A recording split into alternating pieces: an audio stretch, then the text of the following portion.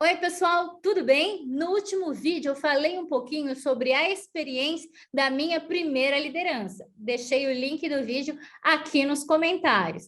E hoje eu vou falar de um processo que se chama ciclo de gestão da mudança. É o processo pelo qual cada um de nós já passou um dia quando recebeu um novo líder. Nesse vídeo eu vou explicar para você também, líder, como você pode atuar dando os respaldos necessários para os seus liderados para que eles passem por esse ciclo de forma muito menos dolorosa e você consiga desempenhar o seu papel mantendo a inteligência emocional, praticando uma comunicação não violenta, de modo a acelerar o processo de confiança junto à sua nova equipe. Vamos lá?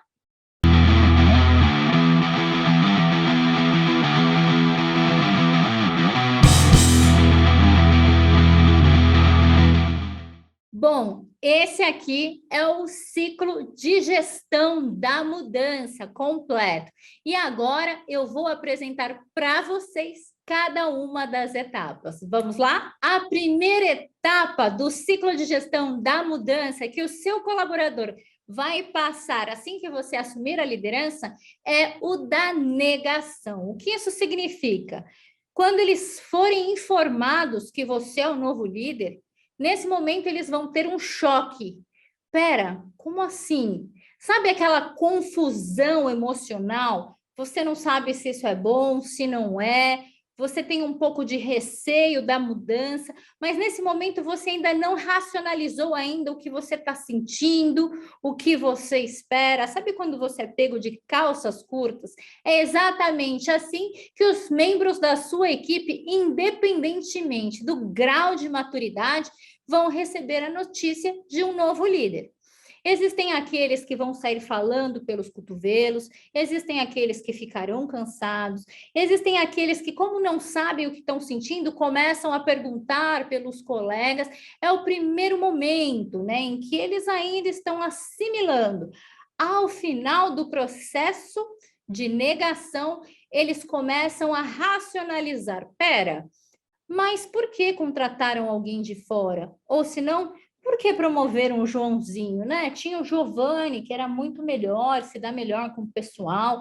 Nossa, e por que não a Maria, né? A Maria traz tanto resultado para a equipe, por que não ela? Nossa, por que contrataram alguém de fora, alguém que ainda não conhece a nossa cultura? Eles não confiam em nenhum de nós, será que é isso? Todos esses questionamentos aparecerão nessa primeira fase da negação, que pode durar entre uma semana, 15 dias e, dependendo da equipe, até um mês. E como é que o líder atua nesse momento de negação? É muito simples, não há nada que você possa fazer de muito excepcional para ganhar ou reverter esse momento de negação. Então, você precisa saber que nesse momento as pessoas ainda não sabem o que está acontecendo. E isso não pode, de certa forma, abalar a sua inteligência emocional. Muito pelo contrário. Nesse momento, você pode se apresentar sempre de forma calma, sabendo que eles estão passando por esse momento de conflito interno. Você pode falar sobre as suas intenções, sobre a sua vontade genuína de conhecer cada um deles, conhecer o papel deles. Caso você já seja da equipe, está assumindo esse novo cenário, você pode, primeiramente, agradecer, né, a todos os colegas por tudo que passou até agora e que você também ficou muito feliz por assumir esse desafio, principalmente por conhecer cada um deles tão de perto.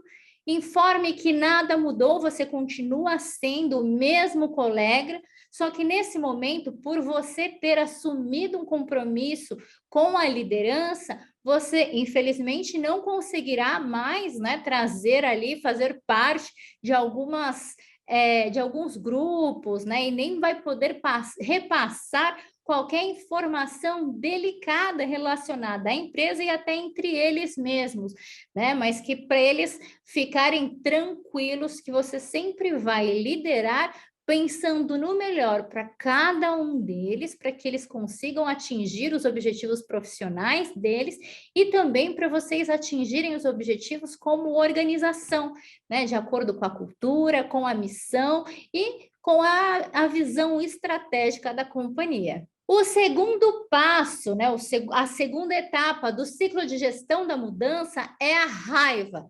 Nesse momento, eles já conseguiram racionalizar todos os porquês de aquela confusão inicial, porque tudo no começo é muito emocional.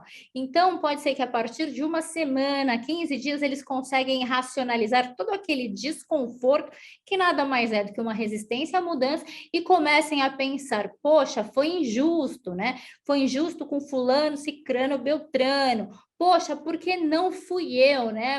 A pessoa, ela tem essa coisa da self, né? Da autoestima. Poxa, por que ele ainda não está muito claro na cabeça delas, principalmente as pessoas que têm alguns gaps de soft skills, elas têm mais dificuldade de entender por que uma pessoa que tem esses soft skills, que são comunicação, inteligência emocional, né? Facilidade de digerir informações desconfortantes. Então, as pessoas não conseguem ver isso como atributos, como competências, elas focam muito, né, no técnico, mas cabe a você, como líder, explorar isso com elas, explicar que há tanto competências técnicas como comportamentais, que você gostaria de entender quais são as motivações de cada um do time, quem gostaria de se tornar líder, quem gostaria de atuar como especialista, quem gostaria, inclusive, de ocupar o seu lugar no futuro, porque todo líder precisa ter essa mentalidade de crescimento para desenvolver adequadamente cada pessoa do seu time e também abrir portas para que suba para o próximo nível. Quando o líder, de forma muito clara, explica para as pessoas e, junto com elas, estrutura ali a matriz situacional, considerando tanto as competências técnicas quanto comportamentais, ele consegue não só colocar todo mundo na mesma página, mas trabalhar junto com as pessoas essa movimentação. E a gente sempre diz que o líder, no primeiro mês, ele não deve mudar nada. Esse primeiro mês serve como diagnóstico. Então, é o momento de você, líder, sentar com cada um dos liderados, entender em que projeto cada um deles atua, qual é a meta desse projeto em 3 meses, 6 meses, 1 ano, o que ele pretende como profissional, quais são os próximos passos dele, que ele deseja dentro da companhia ou até mesmo fora da companhia, e você, como líder, precisa sempre amarrar tanto os desejos do seu colaborador em termos de desenvolvimento e os interesses da organização. E dessa forma, caso você veja que há oportunidade de desenvolvimento, comunique isso para as pessoas que estão com você. Então, poxa, se você quer liderança, o que você acha de repente, a gente começar a trabalhar mais a parte de gestão? Traga essas pessoas para acompanharem você no seu planejamento e organização. Comece aos pouquinhos repassando algumas partes do seu trabalho para que as pessoas não só desenvolvam, mas também ajudem você na gestão. Né, delegando, você consegue ter mais tempo para dar a atenção necessária para as pessoas da sua equipe. Acompanhe-os durante um dia, tenha conversas semanalmente. Lembra que eu falei no último vídeo que está aqui embaixo? Um pouquinho dos perfis comportamentais, do E, do D, do I, do S, do C. Então, geralmente o S, geralmente o I, são perfis que precisam semanalmente de conversas, alinhamentos, nem que seja para você falar para eles que está tudo bem, está tudo conforme o combinado, que eles estão desempenhando conforme o esperado, porque são perfis que precisam de um pouquinho mais de confiança, né, de que estão no caminho certo. Então, você, líder, nesse momento de raiva, né, de angústia, que é a segunda fase do processo de gestão da mudança, você precisa ter como arma a inteligência emocional e usar como ferramenta de comunicação a comunicação não violenta. Inteligência emocional, porque nesse momento pode ser que você receba algumas respostas atravessadas, algumas pessoas se escondam ali atrás daquele medo e daquela angústia e se isolem um pouco, mas geralmente o passivo-agressivo ou aquele que solta piadinhas inconvenientes na frente dos demais, esses vão começar a aparecer a partir dos 15 dias. Nesse momento, você precisa se apegar muito bem à cultura, ao porquê, né? Aquilo que une tanto você, líder, como cada um deles como liderado, e deve se manter paciente, íntegro. Em alguns casos, se você sentir que você tem vontade de revidar agressivamente, busque um mentor que faça essa mentoria mais de inteligência emocional, de acompanhamento, em que você possa trazer exatamente qual foi ali o problema e ele te ajudar na solução. Então, as suas ferramentas na etapa 2 da raiva é trabalhar muito bem a inteligência emocional, a comunicação não violenta e, por que não, os sabotadores e todos os conhecimentos de inteligência positiva. A terceira etapa do ciclo de gestão da mudança é a negociação. Nesse momento, você já se comunicou adequadamente na etapa 1. Na etapa 2, você resistiu a todos os inputs negativos e todas as provocações e se manteve firme e apegado à cultura organizacional e ao seu papel de líder. E nesse momento, você já tem ali pelo menos metade do time. E se, de repente, ele for realmente um bom líder? E se, de repente, todo esse plano de desenvolvimento, essas comunicações e esse interesse genuíno, essa forma transparente que ele aparenta ter, e se ela for de fato verdadeira, será que eu não estou agindo como um idiota? Em contrapartida, outros estarão, não, certeza que ele é hipócrita. Não, certeza, porque algumas pessoas demoram mais tempo para passar cada uma das etapas, né? Então, alguns profissionais, eles vão passar isso mais rapidamente e outros vão demorar um pouco mais. Geralmente, esses que demoram mais, mas acabam se convertendo, geralmente são os mais leais, né? Eles só precisam de um tempo maior para juntar todos os indicadores, analisar e decidir se confiam em você ou não. Nesse momento de negociação interna, você já está ganhando muitas pessoas, mas algumas pessoas que já estão ressentidas com a companhia já há algum tempo, já esperam a liderança há muito tempo e já viu 2, 3 líderes ocuparem esse lugar e ela ainda está no momento de espera, pode ser que essas pessoas acabem saindo da empresa, mas isso não é a sua culpa, principalmente ali nos primeiros 45 dias, tá? Então, esse turnover inicial pode ser que você não consiga barrar, mas ele não pode ser acima de 3 pessoas ali no seu time, tá? A não ser que o seu time seja, de fato, 20 pessoas, mas se você tem ali um grupo de 10, 40% já começa a ser algo muito gritante e tem uma parte de responsabilização sua. Então, provavelmente, ou você respondeu agressivamente, né, ou você teve uma comunicação que foi muito mais afrontosa, não tanto pela mensagem, mas pela sua postura corporal. Tudo isso a gente vai trabalhar aqui no Avante com vocês, mas só para você entender um pouquinho. Se você fizer a parte de comunicação, de inteligência emocional, a parte de negociação, é o momento em que você começa a colocar os planos de desenvolvimento em ação. Então, primeiro mês você não faz nada, você só faz um grande diagnóstico da equipe. Passado o diagnóstico, você apresenta nas reuniões de one-on-one o que foi traçado e pensado para cada um do seu time. Você ouve as percepções deles e caso alguns deles não concordem com a sua percepção, ouça com atenção. E se eles trouxerem argumentos que sejam relevantes, você pode reconsiderar aquilo que você desenhou desenhou, ou você pode fazer um combinado com a pessoa. Para você ter essa competência, você precisa demonstrar para mim, nos próximos 3 meses, que não teremos nenhuma ocorrência, por exemplo, nenhum conflito com o relacionamento com outras áreas. Falando no caso de inteligência emocional, né?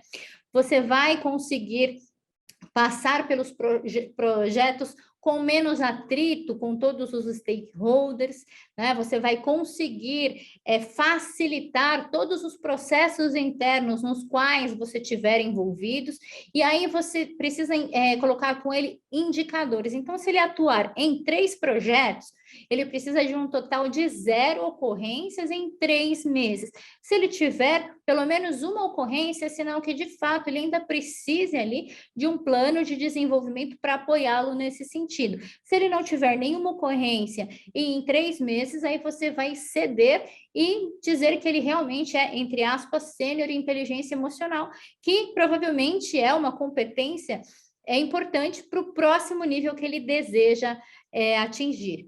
Alguns profissionais não terão clareza de próximos passos de carreira. Nesse momento, se você quiser, você pode atuar como, entre aspas, um mentor de carreira. Você pode ler junto com ele aquele livro Descubra os Seus Pontos Fortes. Lá tem um teste em que ele pode fazer, em que mostra as principais fortalezas dele, e você, como líder, pode trazer dentro da empresa quais são as opções em que seriam exploradas todos esses pontos fortes. E aí sim você poderia traçar onde é que nós estamos, onde você poderia chegar, e você abre esse leque de opções para ele e dê 1 semana, 15 dias para ele escolher o que faz sentido para a posição dele, e quando ele te trouxer essa informação, aí sim, você pode ou mediar conversas com pessoas dessas outras áreas que ele demonstrou interesse, para só então iniciar um plano de desenvolvimento individual.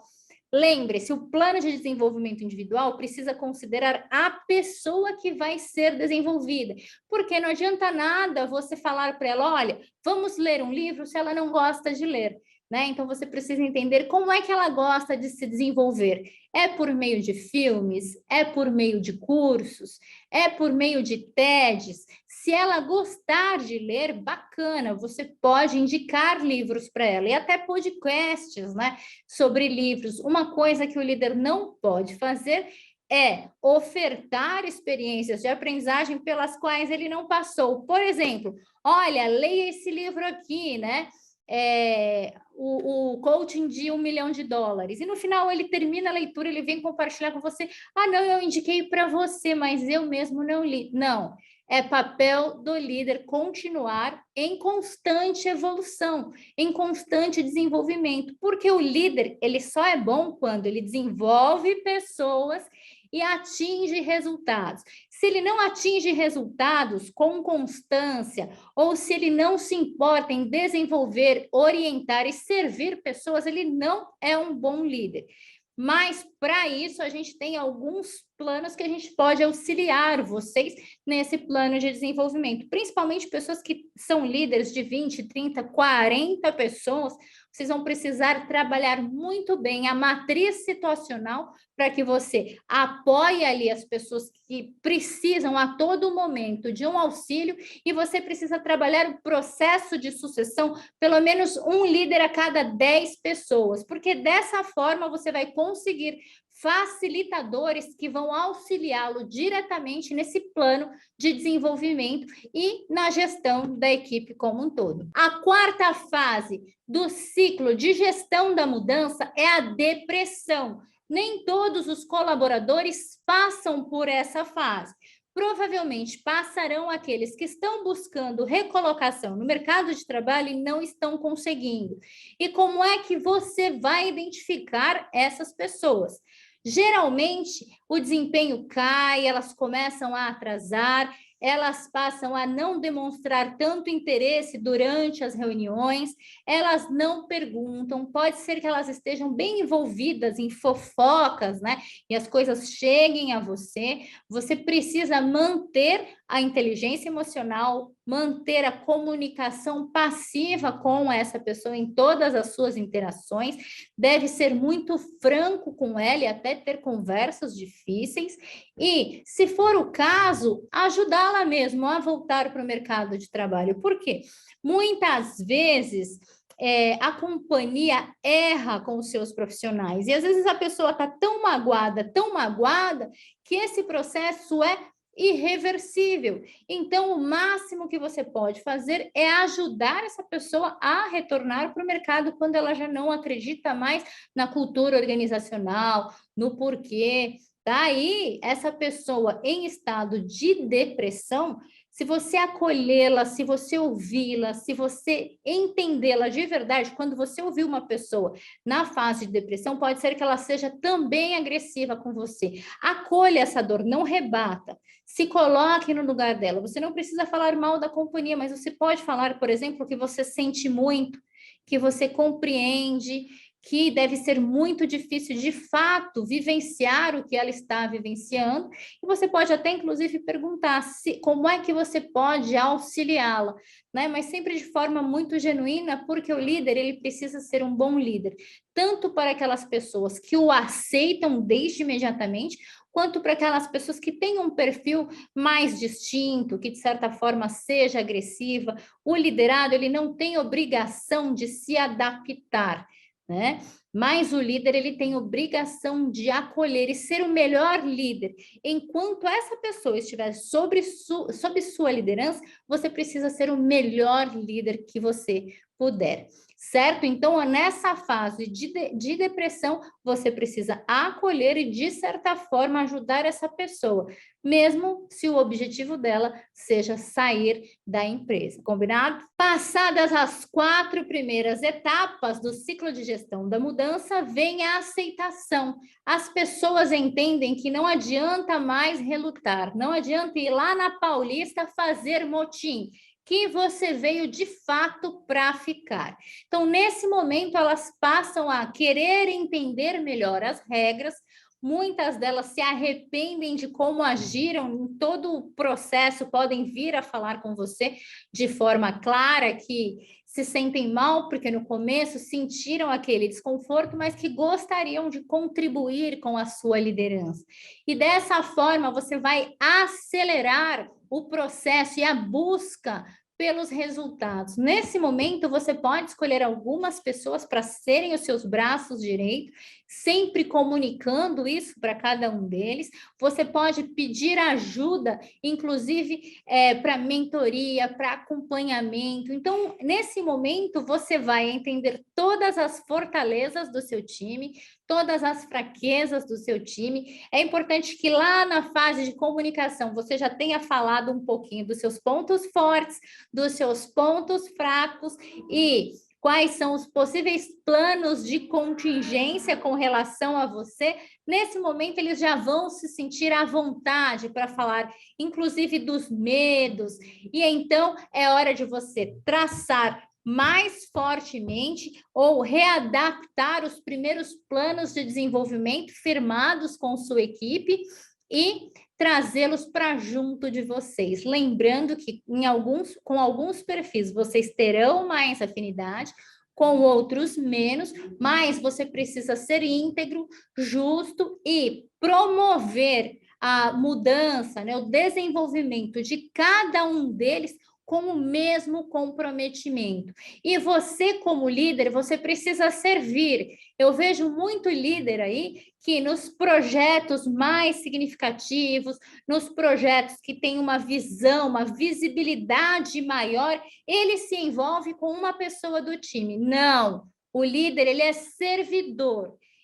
Se precisa de 2 pessoas para esse projeto mais parrudo, que tem mais visibilidade, escolha 2, 3 do seu time, não você. Se você quiser trabalhar a sua marca pessoal, você pode trabalhar lá no LinkedIn, explicando e demonstrando, né, não só para toda a organização, mas para o mercado, como a sua equipe tem crescido e se desenvolvido, mas você deve, dentro da companhia, servir e fazer ao máximo para que os seus liderados brilhem e eles atinjam os objetivos do negócio, e não você trabalhando no operacional. O bom líder, ele entra assim ali na linha de frente quando todos os outros estão extremamente cansados e sobrecarregados. E aí sim você entra.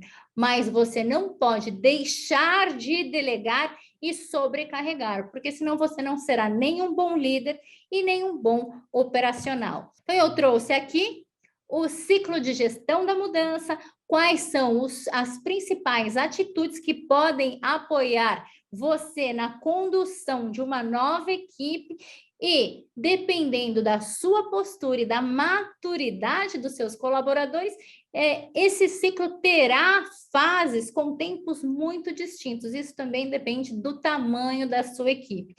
Mostrar esse ciclo, informar esse ciclo de gestão da mudança e falar que você também está passando por esse processo junto com eles, pode fazer com que cada uma dessas etapas diminua. Porque quando eu conheci o ciclo de gestão da mudança e ele foi me apresentado dessa forma, eu me senti assim uma grande babaca, porque eu, de fato, tinha muita dificuldade de aceitar principalmente líderes vindos de outra empresa. E a partir do momento que eu tive esse conhecimento, eu consegui apoiar mais e separar o que era meu e o que era do outro, tá bom? Boa gestão e liderança para vocês nesse momento, e nos próximos vídeos falaremos um pouco mais sobre comunicação não violenta, inteligência emocional e matriz situacional, temas que foram mencionados nesse vídeo. Forte abraço e até a próxima. Avante!